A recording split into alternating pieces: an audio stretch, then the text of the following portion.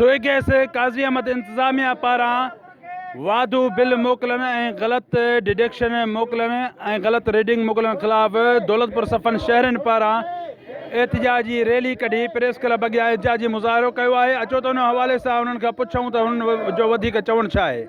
Reading घटि आहे उनजो बिल घणो आयो थो वञे। ये सरासर दौलतपुर जे अवाम खां जेको आहे ज़्यादती आहे। असां जेको वज़ीर आज़म पाकिस्तान मिनिस्टर ऑफ पेट्रोलियम ऐं गैस खे रिक्वेस्ट था कयूं, उन खां पोइ PTI जे जेके सिंध जा जेके अॻवान उन्हनि खे रिक्वेस्ट था कयूं, ख़ुदारा असां दौलतपुर जे अवाम जी जेको तकलीफ़ुनि जो क़दुरु करे असां जेकी नाइजाइज़ गैस जा बिल आहिनि या रीडिंगूं आहिनि इहे बराए महिरबानी ख़तमु कयूं वञनि जे दौलतपुर जो अवाम सुख जो साह खणे। तव्हां बिल पढ़ंदा त उन में हिकिड़ो डिपॉज़िट आहे, जेको डिपॉज़िट असां पहिरां ई प्यारे चुका आहियूं, उहो हर महीने में कटिजे थो। हुन खां पुछंदा आहियूं छाजो तव्हां डिपॉज़िट कटियो, जी न इहो असां माना कटींदा आहियूं 5 या 6 हज़ारनि ताईं डिपॉज़िट हूंदो आहे, पोइ वरी जेको आहे असां उहो बिल ॾींदा आहियूं। पर ग़रीब माण्हू गरीब तबके वारो माण्हू जेकॾहिं 4 माना फ़र्द रहनि था घर में, त उनजो ज़ाहिर आहे त बिल घटि अचणु घुरिजे न। उनजी रीडिंग छा महीने में वधि में वधि 30 जेको आहे यूनिट हलंदा।